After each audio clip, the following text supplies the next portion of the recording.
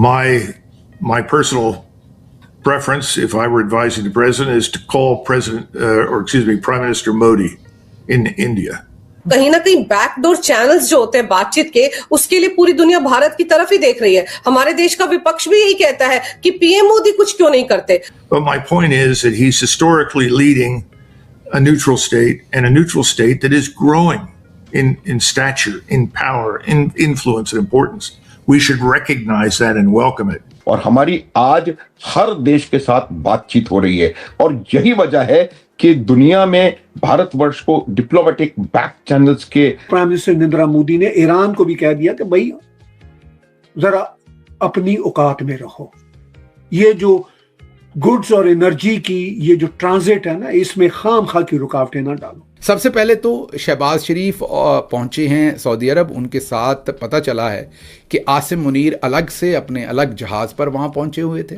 शेखों ने बुलाया है, मोहम्मद बिन सलमान ने उसको बैठाया है, उसके आए बगैर उसने मुलाकात नहीं की है. पीछे देखें, बूथी बना के बैठा हुआ है, उसकी शक्ल देखें, कॉम्बैट फटीक के अंदर आके वहां पे बैठा हुआ है कि जी मैं हाजिर हूं, मैनू ऑर्डर करो. सऊदी अरब की वाहिद डिमांड है एयर डिफेंस. वो हम देख चुके हैं हमारी कितनी सी औकात है कि इंडिया ने मिसाइल फेंके और हमारी हर एयर बेस को उन्होंने निशाना बनाया.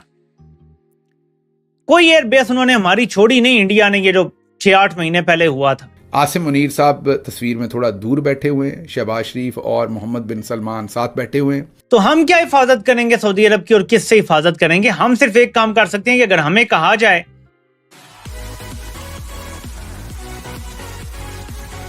दोस्तों जब मुसीबत आती है ना, तभी लोगों को समझ आता है कि आखिर वो कौन है जो उन्हें इस मुसीबत से बचा सकता है. इस वक्त अमेरिका को समझ आ गया है कि ईरान के साथ इनकी ये वॉर इतनी आसानी से नहीं ख़त्म होगी, और अब वो किसी तरह इस वॉर को ख़त्म करना चाहते हैं. इसलिए अब अमेरिकन मीडिया में खुलकर बातें की जा रही है कि प्रेसिडेंट ट्रंप को प्राइम मिनिस्टर मोदी से बात करनी चाहिए ताकि किसी तरह ये जंग रुक जाए. दोस्तों, भारत के रिलेशंस इजराइल और ईरान दोनों के साथ अच्छे हैं. कल ही प्राइम मिनिस्टर मोदी ने ईरान के प्रेसिडेंट से कॉल पर बात की. इनफैक्ट पाकिस्तान को हटाकर जितने भी कंट्रीज़ है दुनिया में, सब के साथ भारत के रिलेशंस अच्छे हैं. इसलिए जब भी दुनिया में वॉर जैसी सिचुएशन आती है तो सिर्फ एक ही नाम सबके सामने आता है, और वो है प्राइम मिनिस्टर मोदी का. इसी टॉपिक पर चलिए आगे इस वीडियो को देखते हैं. चैनल को सब्सक्राइब और वीडियो को लाइक करना ना भूलें. कि मैं आपको एक और चीज बता दूं, पाकिस्तान के पास जो हथियार मौजूद हैं वो अपनी जरूरत के लिए ही बड़ी मुश्किल से काफी होते हैं. क्या पाकिस्तान अपने हथियार लेके सऊदी अरब का दिफा करेगा? चलें जी, सऊदी अरब आपको पेमेंट कर सकता है. पाकिस्तान हथियार खरीदेगा कहां से? अमेरिका को कॉल पड़ा हुआ है हथियारों का.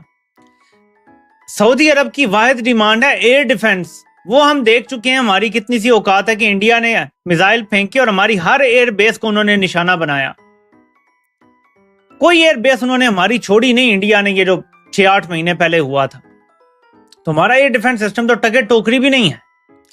तो हम क्या हिफाजत करेंगे सऊदी अरब की और किससे हिफाजत करेंगे? हम सिर्फ एक काम कर सकते हैं कि अगर हमें कहा जाए कि ये लो $10 अरब और पड़ जाओ ईरान को, तो हम पड़ जाएंगे. फिलहाल तक हमें कोई दे नहीं रहा पैसे, इसलिए हम घर में बैठे हुए.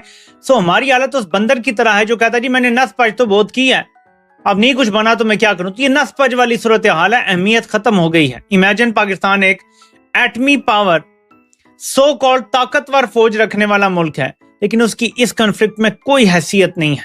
ना उसकी किसी गारंटी की हैसियत है, ना उसकी किसी और चीज की जो है वो हैसियत है. कुछ भी नहीं है.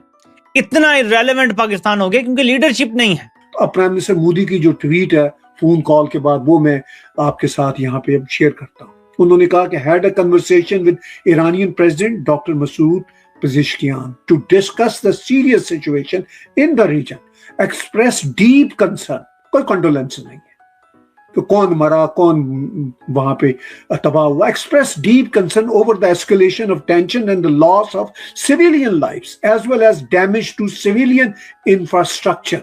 जो सिविलियन लाइव्स हैं ईरान में भी हो रही हैं, जीसीसी के देशों में भी हो रही है, इजराइल में भी हो रही है, और कुछ अमरीकी फौज भी मरे. चलिए, ये तो सिविलियन लाइव्स की बात है, फौजियों की बात नहीं है.